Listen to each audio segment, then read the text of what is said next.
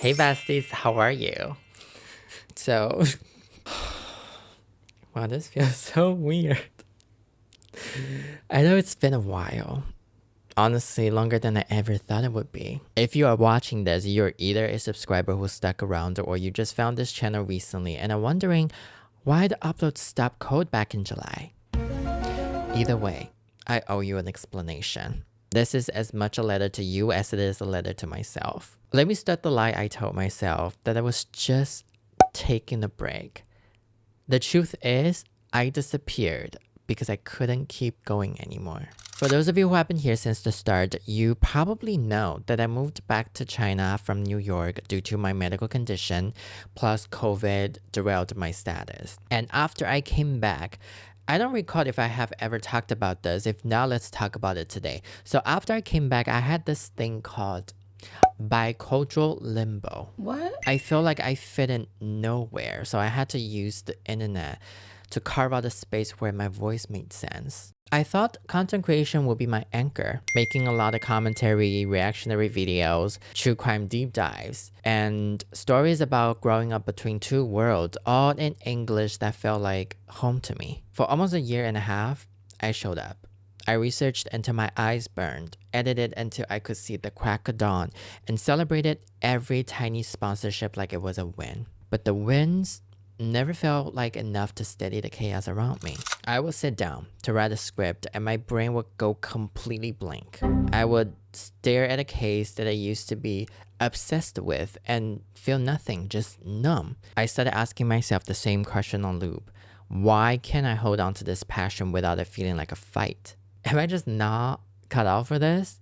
So the self-doubt spiraled fast. I went from posting once a week to once a month. Then July hit, and the floodgates opened. My chronic depression got worse. Yay! Mental disorder! I was spiraling. I was suicidal. I would wake up every single day and think, what's the point? And I'm just so fucking sick and tired of hitting walls and climbing back up just to stumble again. And on top of that, my family's bullshit is spilling into my already fragile space. There's a lot I don't want to share, stuff that feel too personal to unpack here, too tied to the people I know to put out into the internet, or just not yet. I really talk about my personal life. I bet you guys don't even know when my birthday is. I have so much trauma that even my friends in real life don't even know, oh, this happened to me before. They probably never knew that I was bullied or I was molested when I was young. And the reason why I withhold so much from you guys is because I know talking about it wouldn't fix anything. Just give me money. I need money. There was family stress piling up, worries that felt too heavy to carry alone. I found myself caught up in the middle of things I didn't ask for, things that I didn't know how to fix, nor did I care to. Honestly, I don't give a flying fuck about these kind of things.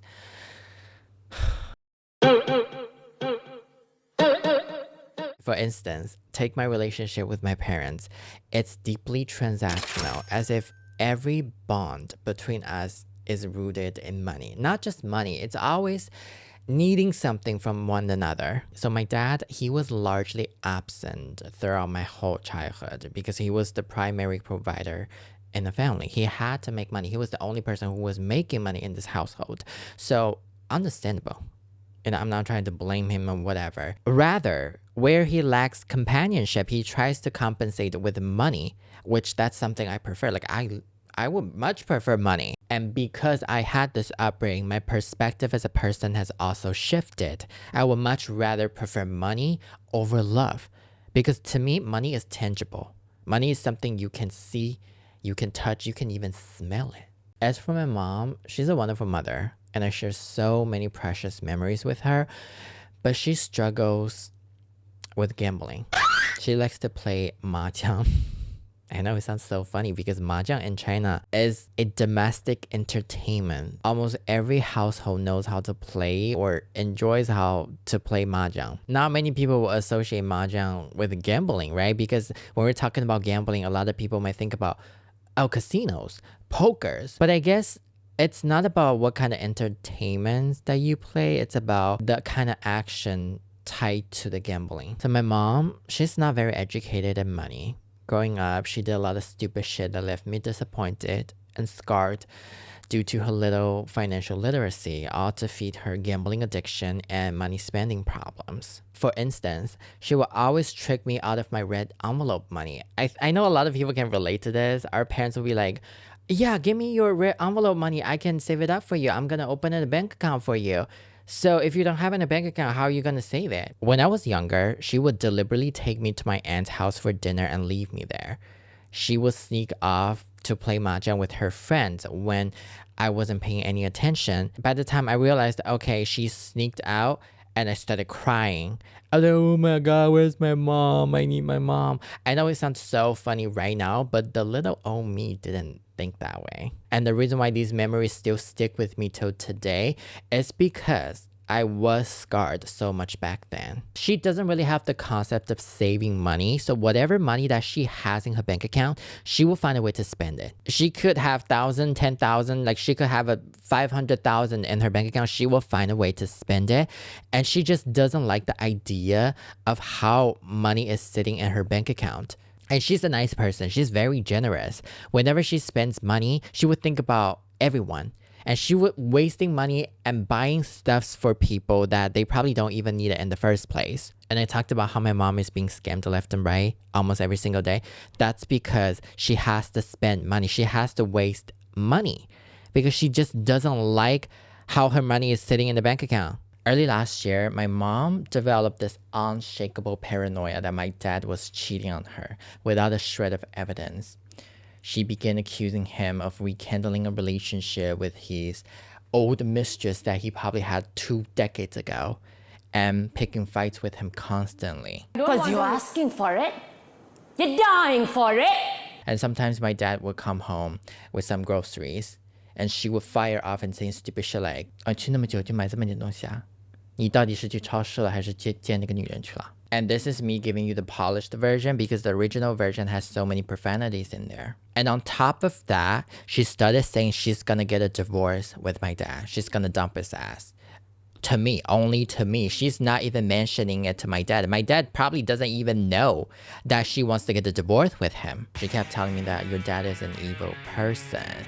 Nobody likes him. He has a bad reputation. I'm gonna divorce his ass. And honestly, I don't give a fuck whether her suspicions were true or whether she wants to get a divorce or not. Fucking do it. And I think I'm just either too benevolent or too indifferent to call her bluff. Like, girl, you think I don't know you're faking it? Like, do it. Why don't you do it? Go get your divorce paper, sign the divorce paper, and hand it to him. And what pisses me off the fucking most is she was using me as a leverage. The other day, she told my dad that I had been very upset. I have been having such a bad mood lately. Obviously, my dad was curious and he asked, okay, what is wrong with me? Why am I not happy? Then my mom told him, oh, the reason why I've been upset is because I thought they're going to get a divorce. That's why I was upset. So she completely lied about the whole thing. She was using me as a pawn in her stupid fucking game. Regardless, I became her emotional garbage disposal. I absorbed all the negativities that she dumped on me because she had no one to talk to. So she came to me for support. Even when I asked her, stop this shenanigan. I don't want to hear this shit. Like, give me some room to breathe. Like, it's not the vibe. Stop!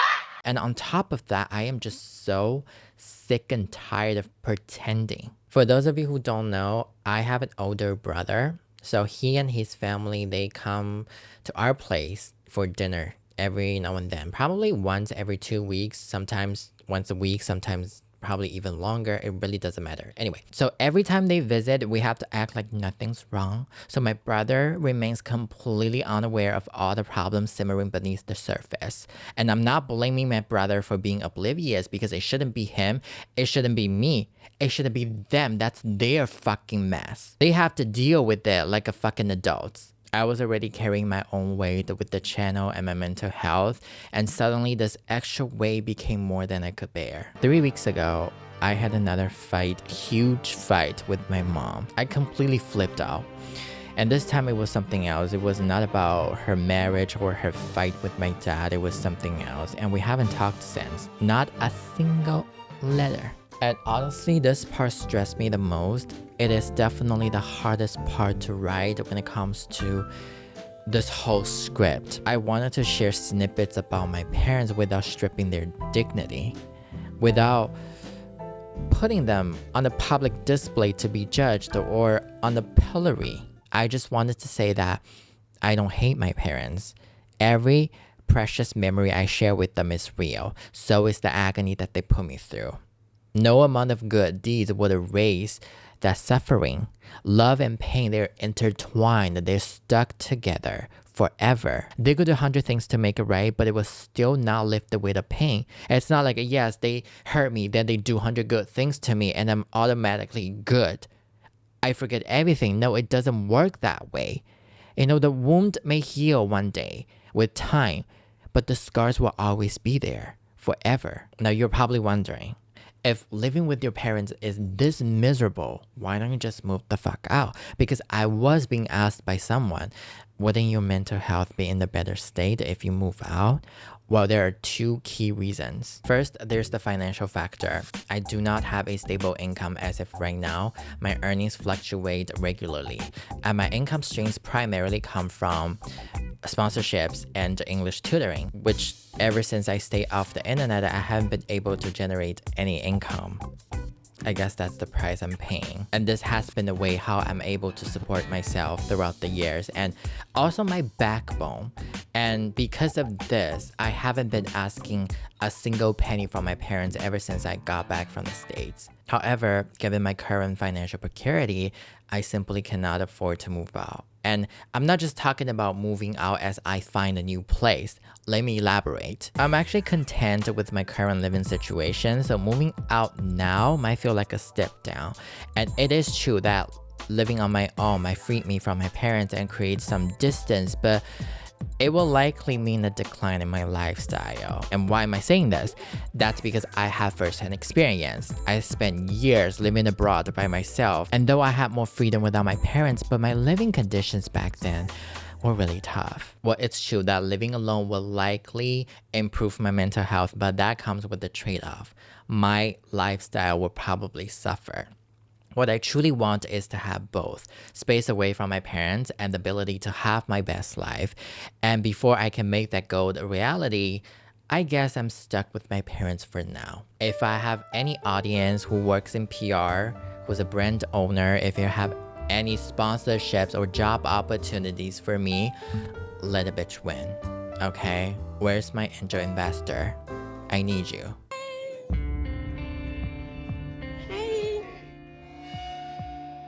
How y'all doing? I hit pause on this channel because I had to hit pause on my life.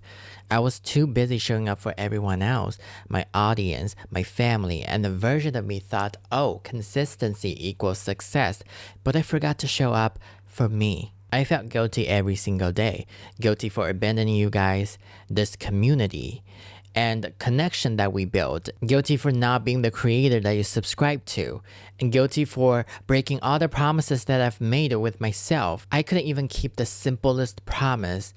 All I ever wanted was just to be happy, like genuinely happy. A while back when I was still in the thick of that choir mess, and one of y'all left a comment wondering why I stopped posting. I read it.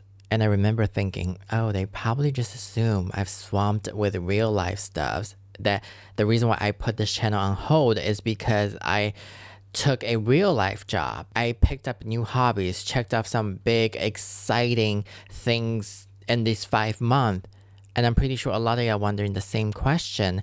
What have I been up to offline this whole time? The truth is, I didn't accomplish a single thing. I mostly just stayed in my room, watched endless dramas on my tablet, played the same video game on repeat until my thumbs hurt, and doom scrolled social media to just numb the noise in my head. And some days I can't even get out of my bed until 4 p.m. But I do take shower every single day though. I'm horny. Period. I didn't start a new career. or learned a new skill, adapt a new hobby, travel to another country. I just existed. And every time I got a DM from Maria asking what I've been up to, if I was okay, I would get terrified. I'll just leave them on red, too scared to even open them. I know you care, I know you were worried, but I was just terrified and ashamed because people do so much in a month and let alone 5. I felt like I wasted every single day. I know complaining doesn't do shit, but when I actually sit with how I spend that time, it petrifies me. I will open my laptop and write a comeback script and just completely freeze. Because what do you even say after you've been gone for 5 months and have no grand, hey guys, I am back, I'm better than never update? What do you even say when the answer to what have you been up to is nothing? It's embarrassing. Here's the thing though, I'm not back because I have all figured out. Like I got my shit together. No, not a single clue. None. I'm back because I miss this. I miss talking to you. I miss the way this channel feels like a conversation that we can talk about everything. I miss the version of myself who used to be so creative, who wasn't afraid to be vulnerable, even when it's messy, even when there's nothing impressive to share. Well, I also have to make money though.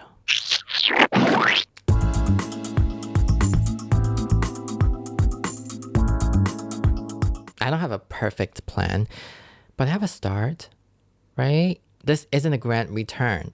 It's a reset. It's closing this old chapter and moving to the next one together. Okay, before we end this pity party, because I'm just so sick and tired of this bullshit, I'm ready for some positivities. What about you? Ew, why is my light flickering? That's so weird. I don't like your attitude. So to my audience, thank you so much for sticking around and for all the warm-hearted comments asking if I was okay, or for the DMs that I was too scared to even open them. I saw them now and they kept me going when I was contemplating a permanent goodbye, deleting this channel for good.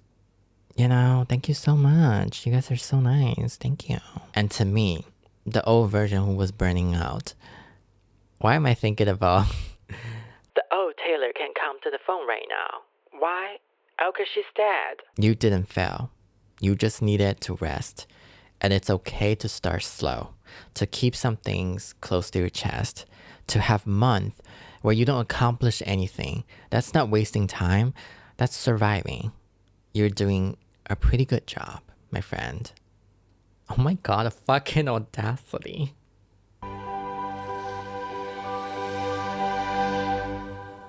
Thank you all. Your love has broken the curse and freed my soul. I'll never have to kill again. Anyway guys, if you have any questions or if there's anything you would like to share, please let me know in the comment section. Don't forget to like, comment, subscribe, and I will see you in the next video. Bye!